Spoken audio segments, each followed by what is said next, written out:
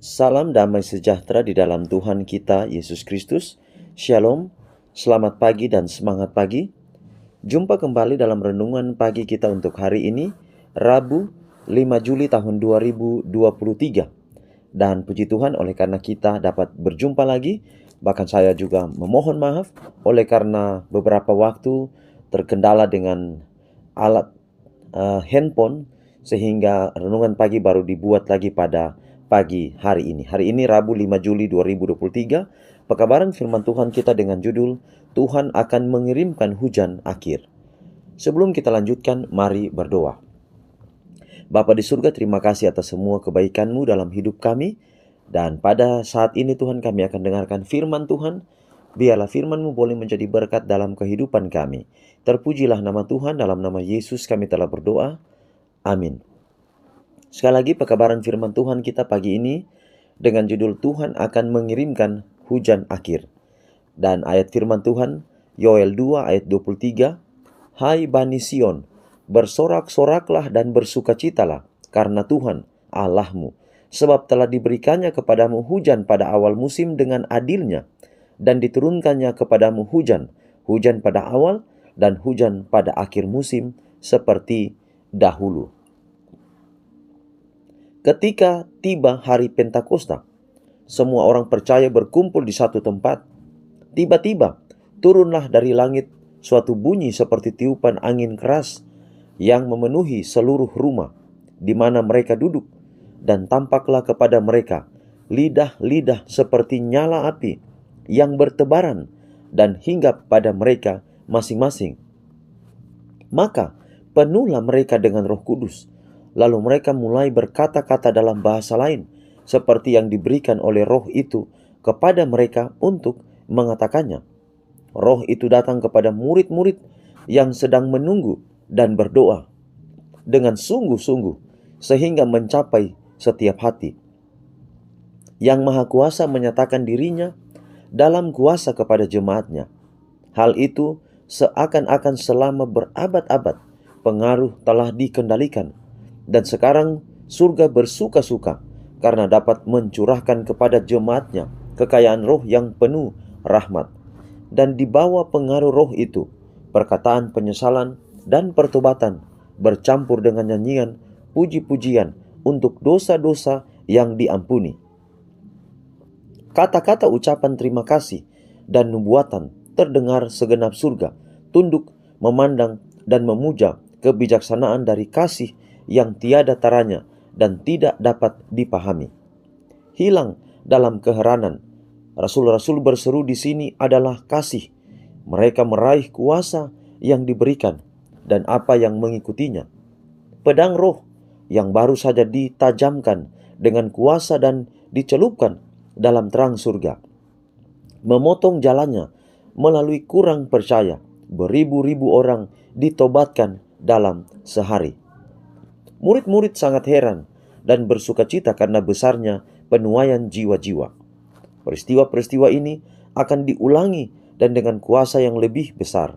Pencurahan Roh Kudus pada hari Pentakosta adalah hujan awal, tetapi hujan akhir akan lebih limpah. Roh itu menunggu keperluan dan penerimaan kita. Jadi saudaraku, sekarang ini kita harus berhati-hati. Karena setan menyerang manusia, menyerang umat-umat Tuhan. Dalam Wahyu pasal 16 ayat 13, seperti tiga roh najis seperti katak atau menyerupai katak.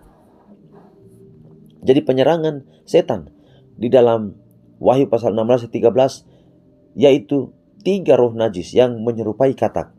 Katak dalam kitab Keluaran adalah tula yang kedua, adalah tula yang terakhir setan bisa lawan Tuhan. Artinya bahwa setan dengan tiga kekuatannya adalah kekuatan terakhir di akhir zaman ini. Salah satu kekuatan terakhirnya adalah kebangunan rohani palsu, mujizat-mujizat palsu, penyembahan-penyembahan palsu yang dibuat. Orang dapat melakukan ibadah, lalu kemudian dia bisa menggelepar-gelepar, dia bisa seperti orang yang kerasukan setan. Katanya itu adalah kemasukan roh. Saya mau ingatkan dalam pekabaran pagi ini, Yesus adalah orang yang penuh dengan roh. Tetapi Yesus tidak pernah menggelepar-gelepar seperti yang sering kita lihat dalam tayangan-tayangan YouTube atau tayangan televisi. Yang kedua, pekabaran kita hari ini, orang yang dipenuhi roh pada waktu itu, pada hari Pentakosta, hujan awal. Murid-murid, orang-orang pada waktu itu dipenuhi dengan roh, tetapi mereka tidak menggelepar-gelepar. Ciri-ciri orang yang dipenuhi roh dalam pekabaran kita pada pagi ini adalah dia bisa berbahasa roh. Apa yang dimaksud dengan berbahasa roh? Berbahasa roh bukan bahasa yang tidak dapat dimengerti, tapi bahasa roh artinya bahwa bahasa itu dapat dimengerti. Saya tadinya tidak tahu berbahasa, misalnya saya mau pergi menginjil ke Toraja. Saya tidak tahu berbahasa Toraja, tetapi oleh karena roh bekerja dalam diri saya berbicara dengan bahasa saya, tetapi orang Toraja dapat mengerti dengan bahasa mereka. Itu yang dimaksud dengan bahasa roh. Bukan bahasa yang diucapkan tanpa kita mengerti. Itulah sebabnya saudara, hati-hati di akhir zaman ini. Setan menyerang umat-umat Tuhan, menyerang manusia. Dan salah satu penyerangan dari 3 roh najis adalah mujizat palsu dan reformasi atau pembaharuan yang palsu. Yang lain adalah spiritisme. Yang lain juga adalah kuasa tanduk kecil. Jadi 3 itu, tanduk kecil, kuasa tanduk kecil, kemudian kebangunan rohani palsu, mujizat palsu, lalu kemudian yang ketiga adalah spiritisme. Dan ini yang harus kita berhati-hati di akhir zaman ini. Dan di akhir zaman ini, kalau Roh Kudus telah dicurahkan, maka akan lebih limpah lagi. Sekarang ini kalau kita membutuhkan kuasa untuk menginjil, Tuhan akan memberikan kita kekuatan. Kalau kita menjadi prajurit yang terbaik di dalam memberitakan Injil, sama seperti pekabaran kita kemarin, maka Roh Kuduslah yang kita butuhkan. Biarlah kita akan bersyukur kepada Tuhan karena Roh Kudus yang Ia janjikan akan menjadi bagian kita semua. Biarlah pekabaran pagi ini akan jadi berkat besar dalam hidup kita semua. Mari kita akhiri dalam doa. Mari berdoa. Bapa, terima kasih atas pekabaran yang indah hari ini. Biarlah dapat menjadi berkat di dalam hidup kami. Tuntun kami sepanjang hari ini di setiap tugas dan tanggung jawab kami. Kami tidak sendiri, tetapi selalu dengan Tuhan. Inilah doa kami. Terpujilah nama Tuhan. Dalam nama Yesus kami telah berdoa.